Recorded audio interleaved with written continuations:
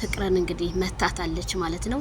ጦርነቱ እንደቀጠለ ነው ማለት ነው። እናንተ ማምን አለባችሁ ዛሬ እንዲህ አረ በጣም ነው የሚገርመው። ሩታና ሄርሜላ እንግዲህ ፍቅርን አጭር ጥያቄ ባንድ ሆነው እየጠየቋትና አብርሃም ደግሞ ልጅቷ ሪላክስ ማድረግ እንደዚህ ፈታ ማለት እንጂ ጭንቀት ምናምን አትወድም በማለት ጦርነቱ እንደቀጠለ ነው። ይሄ ነገር ግን እስከ መቼ ነው?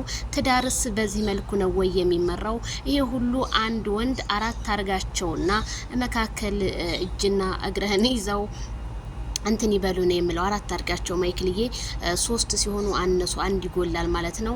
እንደንትኑ አራት አርጋቸውና እኔ እንዴ ትዳር በዚህ መልኩ እንዴ የሰው ልጅ ካልፈለጋችሁት ሩታ ካልፈለገሽ ፍቅር አሁን መምታት ምናምን ወደ ያሸነፉት ጋር መሮጥ ነው ወይ አብርሃምን ባንድ ፊቱ ነው ብትመቹ ይሻላል። ምክንያቱም እዚህ ጋር ፍቅር ተጠርታ ለስራ እስከመጣ ድረስ የተሰጣትን አይዲያ መስራት ነው እንጂ ያለባት ይሄ የመጨናነቅ መንፈስ ከናንተ ጋር ልትጨናነቅ ወይ ምናምን አይደለምና በጣም ነው የሚገርመው። ሄርሜላ ግን ከሩታ ጋር ራቂ ብትባይም ልትርቂ አልቻልሽም። ጭራሽ ከሷ ጋር ሆናችሁ እንግዲህ ፍቅርን ያው ለሁለት ልትጠበጥቧት እንደሆነ ነው የሚያሳየው። አብርሃም እንግዲህ አንተ ተወጣው ይሄንን ጭቅጭቅ ይሄንን ትርክ ይሄንን ሴትና ሴት ለማመታታት ይሄንን ፈልገው ነው እንጂ የሰላም ህይወት እኮ እየኖርክ አይደለም።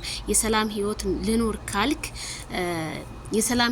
ልኖር ካልክ በቃ አንድኛውን መርጠህ መኖር ትችል ነበር። ግን መምረጥ እዚህ ጋር አልቻልክም እንዴ? የሀገራችን ምርጫ ቦርድ እንኳን እንደዚህ አላስቸገረም። ባንዴ ተሞልቶ ሳጥኑ አበቃ። ከጧት እስከዚህ ሰዓት ድረስ ነው ገደብ አለው። ይሄ ደግሞ የትዳር ገደብ እንደሌለው ነው እያሳየን ያለው። ስለዚህ ትዳር ያላቸው ሰዎችም ወይም የሌላቸው ሰዎች ከዚህ ትዳር ምንድነው የሚማሩት? ጭቅጭቅ፣ ንትርክ። አንተ እኮ ሰላማዊ ነገር አመጣለሁ ከፍቅር ጋር ብለህ እሺ ሁለታችሁ ብቻ ለምን አትመጡም? እነዚህ ሴት ልጆች ጋር ከነዚህ ጋር መገናኘቱ ምን አስፈለገ? ሩታ ደግሞ ይችላል ለምን ልጠሪያ ትፈልግሽ? በቃ አንድ ሰው ካልፈለግሽው ከነ ምናምኑ እርስ ታደርገሽ አንቺ የራስሽን መንገድ ብቻ ማራመድ ትችያለሽ። ግን አንቺ እዚህ ጋር ያረግሻለሽ ምንድነው?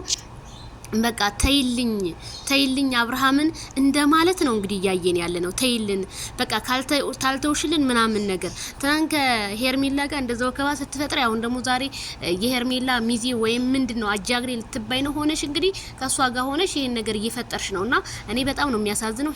ከረሜላ ግን ከዚህ ነገር ብትወጪ መልካም ይመስለኛል። ማይክል ጃክሰን ምክንያቱም ምርጫውን እንዲያሳውቃችሁ አንቺም ለብቻሽ አንቺም ለብቻችሁ እኮ ብትሰሩ እሱ ከዛ በኋላ አንደኛችሁ ተናፍቁትና አንደኛችሁን ይመርጣል። እሺ ምን እናድርግ እንዴ? ሴት ለሴት እንዴ ሶስቱ ሚስቶች እንዴ ህዝቡ ራሱ ግራ ተጋባ ወደ ማንኛው እንደሚሆን እንዴ ምንድነው የነን ያህል አንድ ወንድ ነው እንዴ ቡታጅራ ውስጥ የተፈጠረው? አንድ ወንድ ነው እንዴ ያለው?